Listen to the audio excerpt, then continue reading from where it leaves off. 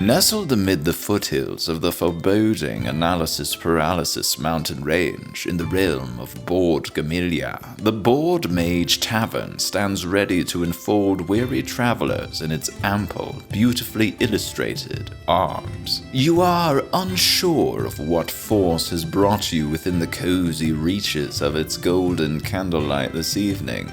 Hunger, exhaustion perhaps, or something greater. Destiny. No sooner have you stepped through its creaking door than you are greeted by an oddly charismatic man in a shirt of olive green and a hat of azure. You recognize him as the king's personal board game reviewer. His eyes blaze with a peculiar fire as he begins to speak. The kingdom teeters on the brink of doom. In the shadowed regions beyond its borders, the mysterious disciples of the unhallowed work their foul sorcery, summoning hordes of evil creatures to prey upon the vulnerable peasantry. Grab yourself and up to 3 fellow adventurers. It's time to grab your swords, maces, shields, and wizardy fingers and nip this blossoming evil right in its loathsome bud. Set a Watch follows a company of adventurers controlled by you and your friends as they embark on a 9-night quest to purge the land of the awful unhallowed and their swarms of putrid minions. Each night as you make camp, hordes of enemies will hurl themselves against you. Collaborate with your friends to survive each night, and if you manage to endure all 9, you'll win the game. Set a Watch's gameplay revolves around the chunky lifeblood that clots in the veins of the many tabletop role-playing games it takes its visual cues from dice. Each adventurer comes with a set of dice featuring a number of sides that will vary according to the adventurer's fighting prowess. Some will come with a D6, others a D8. A round begins with everyone rolling their character's dice and placing them on their sheet. One person will then be assigned to stay in camp, while the 3 remaining adventurers are considered to be on watch for the round, which means they'll be defending the campsite from monsters. Not unlike families at an amusement park, the monsters always arrive neatly arranged in a line, partly because of game mechanics, but mostly because they're polite. Once you've laid them out, you and your friends will discuss among yourselves how you're going to use your adventurer's abilities and dice values to eliminate monsters from the line. You can do that in 2 main ways, either by executing a direct attack, meaning you deal damage to the monster equal to the number showing on your die, or by activating an ability. A die of any value can be placed on an ability to activate it, or you can flip your ability over, exhausting it to activate it as well, which is essentially like your adventurer sprinting to complete an epic frisbee catch at the park, but pulling their hamstring in the process. Critically, Set a Watch does not believe in turn order. Everyone just discusses the best ways to use their assortment of abilities, then executes their plan.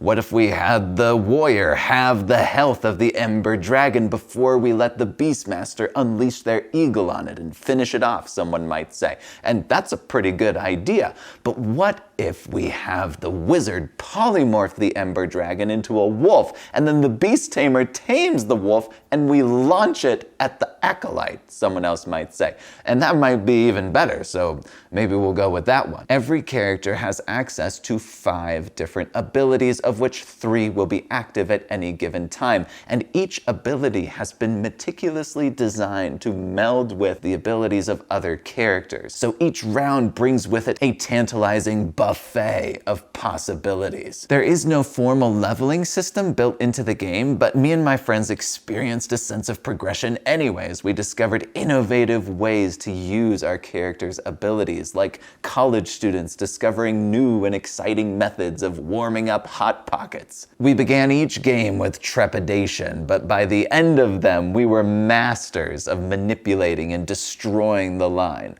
Our characters weren't leveling up, but we were, and that's pretty cool. When it comes to blowing up monsters in the line, your imagination is your only real limit. That and your eyesight. How many monsters you're able to see will depend on how large your fire happens to be. If it is a merrily crackling blaze, you'll be able to see more monsters and make more informed decisions. If it's burning low, your decision making will be correspondingly fuzzy as your eyes are unable to penetrate the murky gloom of evening. Is that a goblin behind the wolf, or is that a forest giant? Whether you survive the night can hinge on that knowledge, so it is crucial to keep your fire in a state of good health.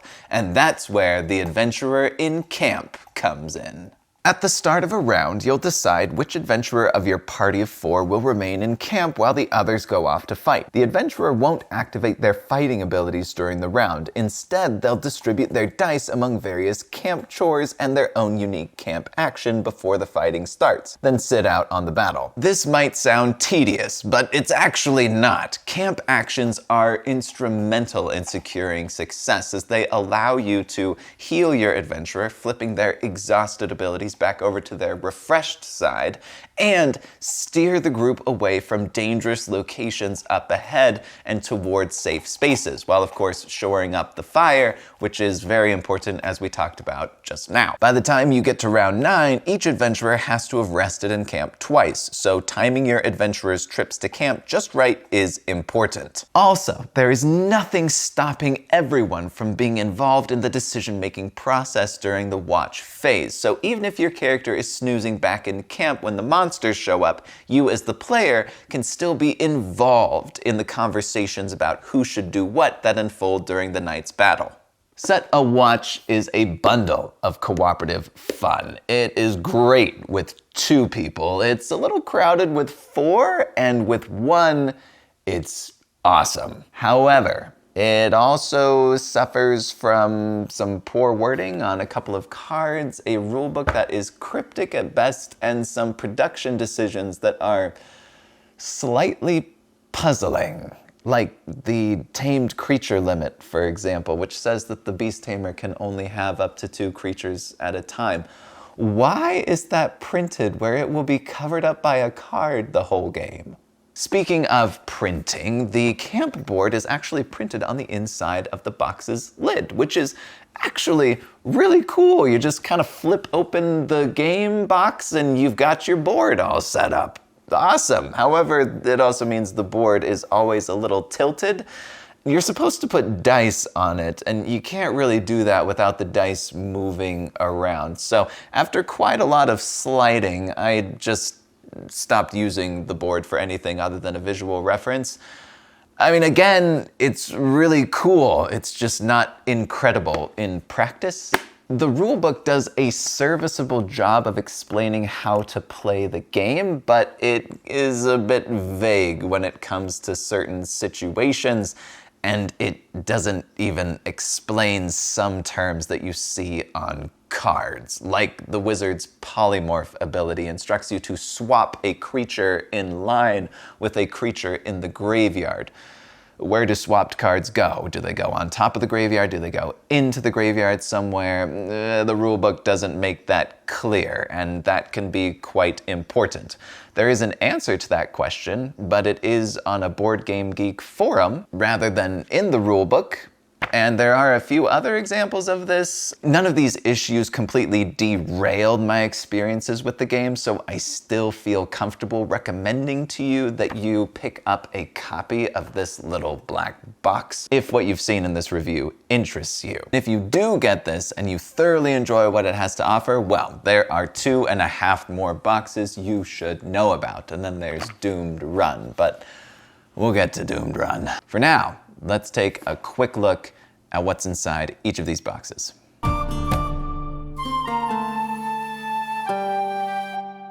Swords of the Coin adds my favorite character, the Heretic, to the game, along with 5 others that are all pretty fun to play with. When you play with Swords of the Coin, little coins will start popping up on your camp board, which you can collect by deploying your dice to it when your character takes the camp action. You'll spend these coins at a shop where you can buy items. And these items will give you certain advantages. You'll be able to discard some of them for one-time effects. You'll be able to keep some of them in play for lasting perks. Items add a bit of zany fun to the mix. The monsters included in Swords of the Coin are clearly tuned to fight adventurers who are strengthened by items, and sometimes when the monsters who are juiced up to take down the items-infused adventurers come out before you've gotten any items, the game can end pretty quickly. But if you're able to get your items together in time for them to come out, it's pretty fun to clash with them and kind of test your mettle against them. So, Swords of the Coin adds some fun heroes to the game. The items are a good time. They feel a little imbalanced sometimes. The monsters can be extremely unforgiving, but overall, it's a good box. Up next, we've got Forsaken Isles. Like Swords of the Coin, it provides more items that you'll shuffle together with the Swords of the Coin items to create a mega item deck, along with 6 new adventurers, which are all actually pretty fun. Outriders, a tiny box full of goblins. Outriders comes with no heroes, no items, nothing but a few creatures and some unhallowed. The creatures in it have some experimental and frankly strange mechanics on them, like beast riding. If you've bought the first box and you're wondering which of these 3 you should buy next, I would recommend buying the Swords of the Coin next. The adventurers included in this box are just a blast to play with. The items are great, and you don't have to worry about the extra doom thing that comes in Forsaken Isles, which is the one that I'd recommend getting next, with Outriders being totally optional. And that brings us to Doomed Run. Billed as the heroic finale to the Set a Watch series, Doomed Run includes a massive box storage solution, dividers for all your cards, a slew of new creatures and characters for your collection, and my favorite component in the game, a standalone camp board. I can finally stack my coins without them sliding everywhere. Doomed Run's banner addition to the game is a campaign system, which it promises is completely replayable, and it is, but probably not in the way you'd expect. To clear a campaign, you need to survive 7 realms, with each realm being composed of 3 scenarios, which the game calls expeditions. The game is designed to allow you to save your progress after each of these expeditions, and each will last about an hour. In each expedition, you'll have a side quest to complete, and these side quests will add extra rules to make life a bit harder for you. Completing the quest will grant you access to new characters, which you'll add to your company, and mythic items, which are legendary pieces of equipment tailored to specific adventurers. After you complete a realm, you will open up envelopes, which will unlock new characters and locations and creatures, and yay, envelopes, they're awesome! As with all things Set a Watch, at its core, Doomed Run is really fun. The fighting in the watch phase continues to be the best part of the game, but the mythic items are broken in all the best ways, and each new realm unlocks a host of creatures, each with their own unique twists. Outside of that, Doomed Run feels a bit erratic and at times haphazard. Take its version of replayability, for instance. It is not possible to reset the campaign in the sense that you cannot return it to the way it was when you opened the box for the first time. The creatures and locations you discover with each envelope are not marked to show you which envelope they belong to or came from, so there is no way for you to return them to their proper envelopes after you've opened those envelopes for the first time, unless you're like